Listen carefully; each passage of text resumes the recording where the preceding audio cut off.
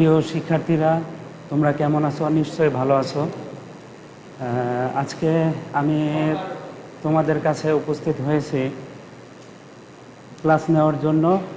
আমি পরিচয়টা দিচ্ছি, আমি Mohammad Faruk Ahmed, M A H Arif college, lecture of biology.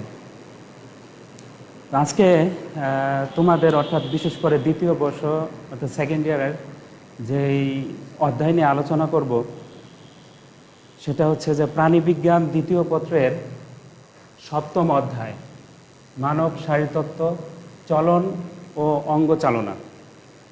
তো এর মধ্যে কিছু কোশ্চেন আছে। কোশ্চেন তোমরা জানো যে সৃজনশীল কোশ্চেন থাকে। তো এর মধ্যে জ্ঞানমূলক, অনুধাবন, প্রয়োগ এবং উচ্চতর দক্ষতা, এইভাবে কোশ্চেনগুলো করা হয়ে থাকে এবং এর উত্তর দিতে হয়। তো প্রথমে যেটা আসে যে জ্ঞানমূলক কোশ্চেন বা অনুধাবন কিভাবে তোমরা আনসার করবে আর কি। তো এই ক্ষেত্রে তোমাদের আমি আজকে চলন এবং অঙ্গচালনা 7ম অধ্যায়ের কিছু টপিকস নিয়ে আলোচনা করব, জ্ঞানমূলকের অথবা অনুধাবনের। সেই টপিকসগুলো আমি বোর্ডে লিখে দিচ্ছি। সেটা হচ্ছে অস্থিসন্ধি, অস্থিভঙ্গ, সার্কোলেমা, ফ্যাসিকুলাস, পেশি টান, অ্যান্টাগোনাস্টিক পেশি, ইন্টারক্যালেটেড ডিস্ক এবং হিপবোন বা ইনুমিনেট অস্থি। তো এর মধ্যে কিছু আমি আলোচনা করে প্রথম হচ্ছে অস্থিসন্ধি। অস্থিসন্ধি হচ্ছে যে অস্থি আমরা জানি যে শক্ত। অস্থি সাধারণত দুই ধরনের, একটা হচ্ছে তরুণাস্থি আর একটা হচ্ছে অস্থি। তো অস্থিসন্ধি বলতে এখানে বোঝানো হয়েছে যে দুই বা ততোধিক অস্থির সংযোগ স্থলকে বলা হয় অস্থিসন্ধি। অর্থাৎ দুইটা অস্থি বা তিনটা অস্থির সংযোগ স্থল সেটাকে বলা হয় অস্থিসন্ধি। যেমন আমাদের হাতের অস্থিসন্ধি আছে, পায়ের অস্থিসন্ধি আছে, এরকম অনেক অস্থিসন্ধি আমাদের দেহে অর্থাৎ কঙ্কালতন্ত্রে রয়েছে। তো তারপরে আসা যাক যে অস্থিভঙ্গ কি। অস্থিভঙ্গ বলতে যেটা বোঝায় সেটা হচ্ছে যে আমাদের দেহের যে অস্থি রয়েছে সেটা আকস্মিক বা হঠাৎ কোনো কারণে যদি আঘাত লাগে তাহলে অস্থির যে ফাটল বা ভেঙে যাওয়া সেটাই হচ্ছে অস্থিভঙ্গ। এখানে অস্থিভঙ্গ হতে পারে বিভিন্ন কারণে, যেমন সড়ক দুর্ঘটনায় বা কোনো আঘাতজনিত কারণে অস্থি ভেঙে যেতে পারে। সেটাই হচ্ছে অস্থিভঙ্গ। তো তারপরে যেই টপিকটা আছে সেটা হচ্ছে সার্কোলেমা। সার্কোলেমা কি? এটা জ্ঞানমূলক অনেক সময় কোশ্চেন এসে থাকে পরীক্ষায়। যে সার্কোলেমা হচ্ছে যে আমরা জানি যে আমাদের দেহে অসংখ্য পেশি দ্বারা গঠিত। তো এই পেশিগুলোও কিন্তু অসংখ্য কোষ নিয়ে গঠিত। তো কোষের যে আবরণ, বাহিরের যে পাতলা আবরণ, সেই আবরণকে বলা হয় সার্কোলেমা। অর্থাৎ পেশি কোষের বাহিরে পাতলা আবরণ বা ঝিল্লি বা পর্দাকে বলা হয় সার্কোলেমা। তারপরে টপিকটা আছে ফ্যাসিকুলাস। ফ্যাসিকুলাসটা কি? ঠিক তদ্রূপ যে পেশি কোষের মধ্যে আমরা জানি যে অসংখ্য পেশি কোষ নিয়ে একটা পেশি বলয় গঠন করে। তো এখানে যে পেশি কোষ, এই পেশি কোষগুলো যখন একত্রে যুক্ত হয় তখন একটা বান্ডল গঠন করে বা গুচ্ছ গঠন করে। এই পেশি গুচ্ছকেই বলা হয় ফ্যাসিকুলাস বা সার্কোলেমা। তাহলে আমরা বুঝতে পারলাম যে পেশি গুচ্ছকে সংক্ষেপে বলা যায় যে পেশি গুচ্ছকে ফ্যাসিকুলাস বা ফ্যাসিকুলাস বলা হয় সংক্ষেপে, যেটা আর কি। পেশি গুচ্ছকে অনেকগুলো পেশি যখন একত্রে যুক্ত হয় তখন একটা গুচ্ছ তৈরি হয়, এই গুচ্ছকেই বলা হয় ফ্যাসিকুলাস। আচ্ছা, তারপরে যেই টপিকস সেটা হচ্ছে পেশি টান। আমরা জানি যে আমাদের দেহের মধ্যে অসংখ্য পেশি দ্বারা গঠিত। এবং যখন আমাদের দেহের মধ্যে পেশিগুলো সতেজ থাকে তখন এটা টান টান মনে হয়। যদি এই পেশিকে যদি পৃথক করা হয় অর্থাৎ দেহ থেকে আলাদা সরানো হয় তখন কিন্তু এই টান টান ভাবটা দেখা যায় না। তো যাই হোক, দেহের মধ্যেই পেশিতে যে টান টান ভাব দেখা যায় বা টান টান বোঝা যায় সেটাই হচ্ছে পেশি টান। আচ্ছা, তারপর টপিকস অ্যান্টাগনিস্টিক পেশি। অ্যান্টাগনিস্টিক পেশি এটাও এক ধরনের পেশি। তো এই পেশিটা কোথায় থাকে এবং কিভাবে কাজ করে? আমরা জানি যে আমাদের দেহের অঙ্গ চালনা এবং চলনের ক্ষেত্রে পেশিগুলো যেমন কাজ করে তেমন অস্থিগুলোও কাজ করে, অর্থাৎ একত্রে সমন্বিতভাবে দুটাই কাজ করে, অস্থি এবং পেশি। তো পেশিগুলো আছে বিভিন্ন আমাদের অঙ্গে, যেমন হাত, এই হাতের মধ্যে এটাকে বলা হয় হিউমেরাস, আর এই অস্থিটিকে বলা হয় হিউমেরাস, আর এই অস্থিটিকে বলা হয় রেডিয়াস আলনা। তো এখানে হাতের এই অংশে এক ধরনের পেশি থাকে, সেটা হচ্ছে বাইসেপস পেশি আমরা জানি, আর নিচের দিকে যে পেশিগুচ্ছ থাকে সেটাকে বলা ট্রাইসেপস পেশি। তো এই দুটা পেশি কিন্তু একটি অপরটি কাজ করে থাকে। যদি বাইসেপস পেশি সংকুচিত হয় তখন ট্রাইসেপস পেশিটা প্রসারিত হওয়ার কারণে বাইসেপস পেশি, আমি কি বলছি, বাইসেপস পেশি যখন সংকুচিত হয় তখন ট্রাইসেপস পেশি প্রসারিত হয়। তো এখানে সংকোচন এবং প্রসারণের মাধ্যমে আমার হাতটা কাছে চলে আসছে, অর্থাৎ যে কোনো কাজ সম্পাদন করার জন্য সুবিধা এই পেশি টানের কারণে। তো এখানে সংকোচন এবং প্রসারণ, আবার যখন আমি হাতটা সোজা করব তখন বাইসেপস পেশি প্রসারিত হবে, ট্রাইসেপস পেশি সংকোচন হবে। এই দুইটি পেশি গুচ্ছ যে ভিন্ন ধরনের কাজ সম্পন্ন করে, অর্থাৎ সংকোচন এবং প্রসারণ, এই বাইসেপস এবং ট্রাইসেপস পেশির সংকোচন এবং প্রসারণ দ্বয়কে বলা হয় অ্যান্টাগোনাস্টিক পেশি, অর্থাৎ একটি অপরটিকে বলা হয় অ্যান্টাগোনাস্টিক পেশি। আচ্ছা, তারপরের টপিকসটা হচ্ছে ইন্টারক্যালেটেড ডিস্ক। ইন্টারক্যালেটেড ডিস্কটা দেখা যায় আমাদের যে হৃৎপিণ্ড আছে, অর্থাৎ কার্ডিয়াক হৃৎপেশি, এই হৃৎপেশির মধ্যে ইন্টারক্যালেটেড ডিস্কটা দেখা যায়।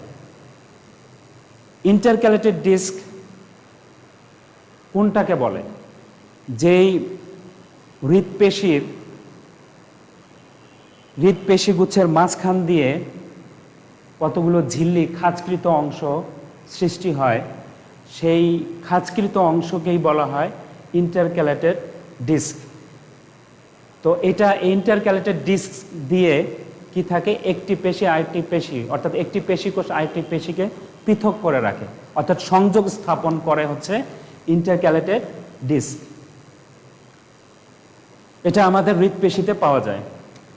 আর অ্যান্টাগোনাস্টিক পেশি এটা হচ্ছে আমাদের হাতের মধ্যে দেখা যায়। আর তারপরের টপিকসটা হচ্ছে হিপ বোন বা ইনুমিনেট অস্থি। হিপ বোন বা ইনুমিনেট অস্থি, আমরা জানি যে আমাদের দেহের মধ্যে বিভিন্ন অস্থি দ্বারা গঠিত কঙ্কালতন্ত্র যাকে বলে। তো এই কঙ্কালতন্ত্রের একটা নাম হচ্ছে শ্রোণীচক্র, যেটাকে ইংরেজিতে বলা হয় পেলভিক গার্ডেল। পুরুষদের এবং মহিলাদের এই শ্রোণীচক্রটা অবস্থান করে, সেটা হচ্ছে আমাদের কোমরে, অর্থাৎ কোটি দেশে নিচের অংশে, উদরের নিচে এই শ্রোণীচক্র বা পেলভিক গার্ডেল অবস্থিত।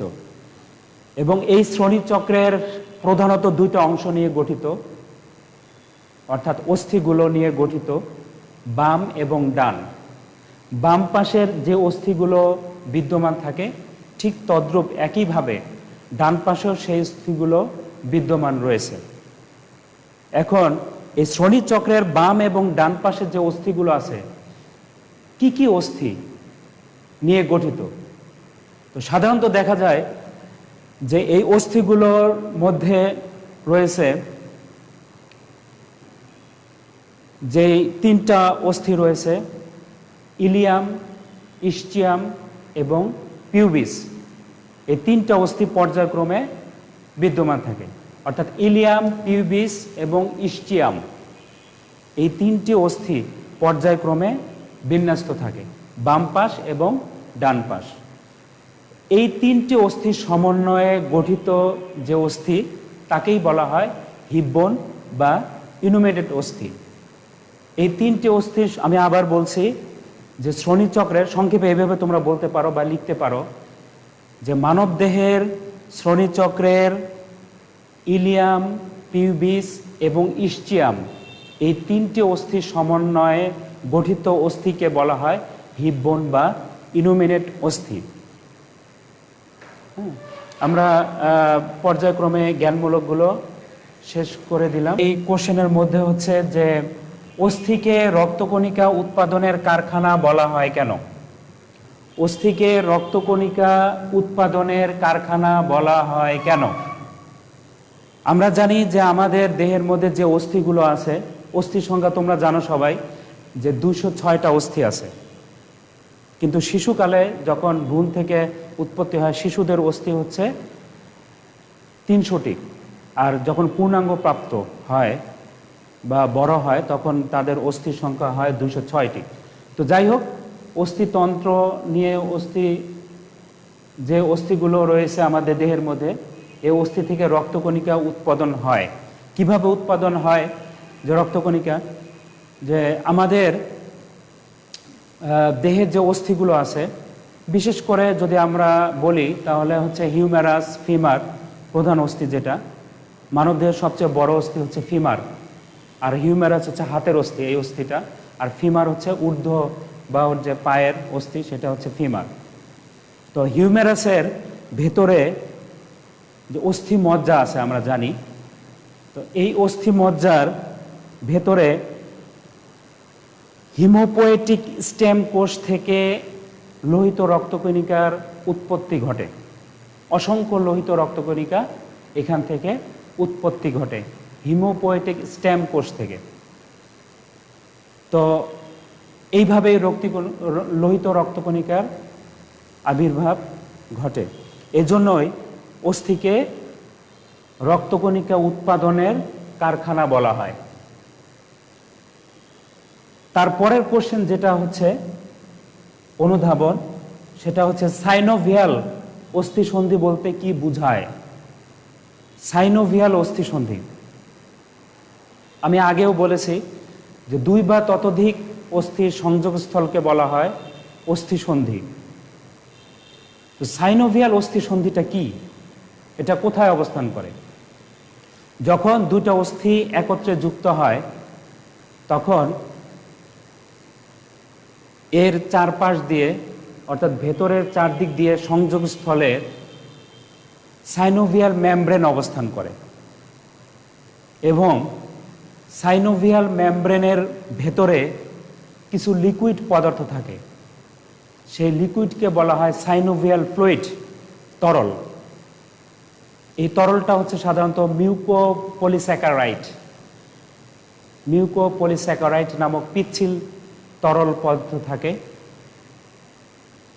এবং এই তরল পদার্থের মধ্যে অন্যান্য উপাদানও থাকে যা অস্থিকে ঘর্ষণজনিত আঘাত থেকে রক্ষা করে।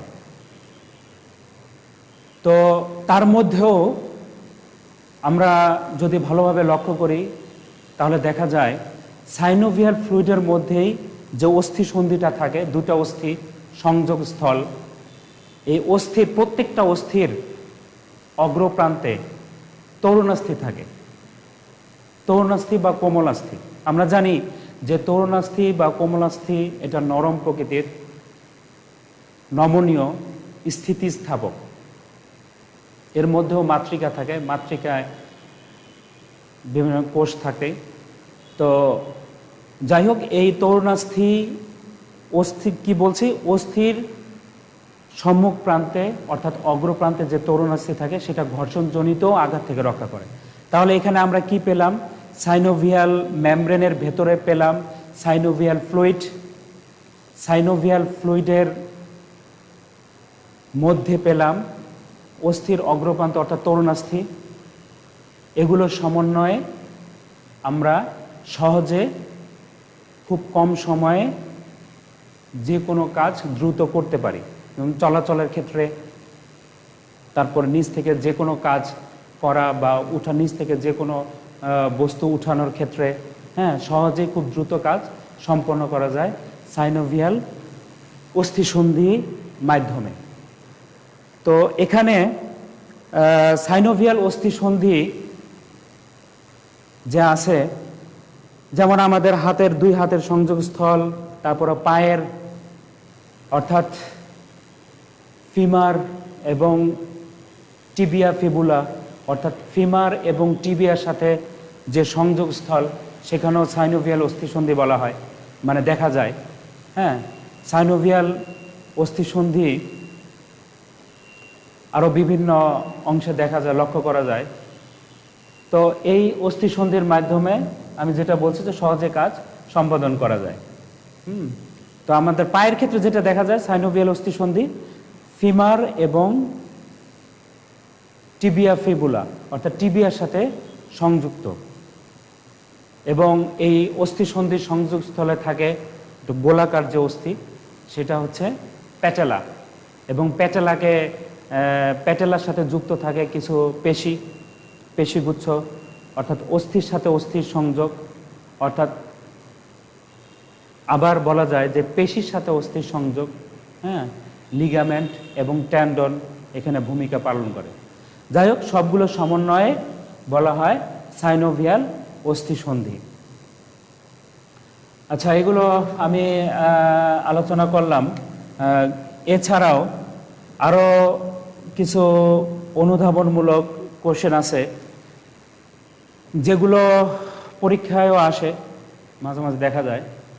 তার মধ্যে থেকে ইম্পর্টেন্ট যেই কিছু কিছু অনুধাবন আছে, যে ক্যালসিফাইড তরুণাস্থি কি? ক্যালসিফাইড তরুণাস্থির জানি যে আমরা এটা হচ্ছে নমনীয় স্থিতিস্থাপক, এর মধ্যে ম্যাট্রিক্স বা ধাত্র বা মাতৃকা বিদ্যমান থাকে। তো এখানে অর্থাৎ যে তরুণাস্থির মধ্যে অর্থাৎ মাতৃকায় যদি ক্যালসিয়াম কার্বনেট